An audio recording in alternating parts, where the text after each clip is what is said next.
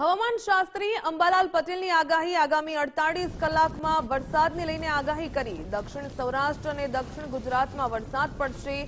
2 જુલાઈથી Bengal ઉપસાગરમાં system બનશે। 5 જુલાઈ બાદ રાજ્યમાં ભારે વરસાદની આગાહી।